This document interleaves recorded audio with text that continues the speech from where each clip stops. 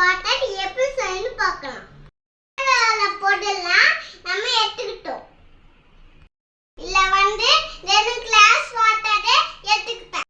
இது 2 ஸ்பூன் வெந்தயம் 1 ஸ்பூன் கிராம்பு 2 போட்டா நல்லா முடியல வடடும்.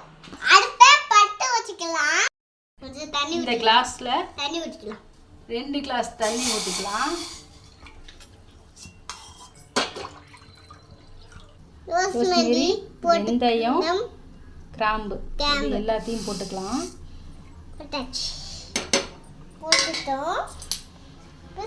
போட்டு நல்லா கலந்து விட்டுக்கலாம். 2 கிளாஸ் வாட்டர்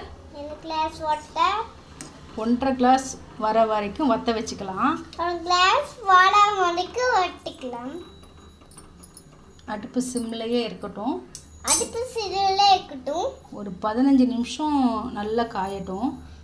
கலர் சேஞ்ச் ஆன வாட்டி நம்ம இறக்கி வச்சிடலாம். பாருங்க நல்லா கொதிச்சு வருது.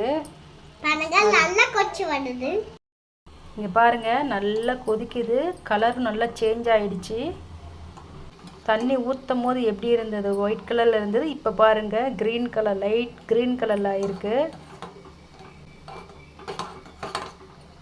நாம் போட்ட ரோஸ்மெரிலாம் பாருங்கள் கலர்லாம் இறங்கிருச்சு. வெந்தயத்துக்கும் நல்ல கலர்லாம் இறங்கிருச்சு பாருங்கள். இது சூடு ஆறட்டும். சூடு ஆறின வாட்டி நம்ம ஸ்ப்ரே பாட்டிலில் ஊற்றிட்டு எப்படி தலைக்கு அப்ளை பண்ணுறதுன்னு பார்க்கலாம். இந்த வேர்க்காலில் படுற மாதிரி ஸ்ப்ரே பண்ணணும்.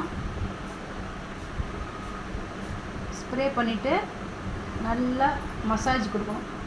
ஃபஸ்ட்டு நம்ம வேர்க்காலில் தான் நல்லா ரோஸ்மெரி வாட்டர் நல்லா அடிக்கணும்.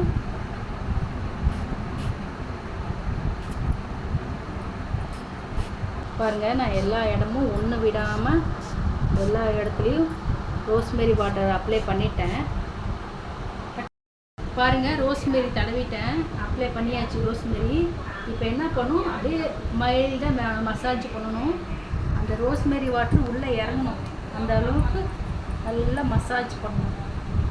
மசாஜ் கொடுக்க கொடுக்க நமக்கு வாட்ரு நல்லா வேர்க்காலுக்குள்ளே போகும்.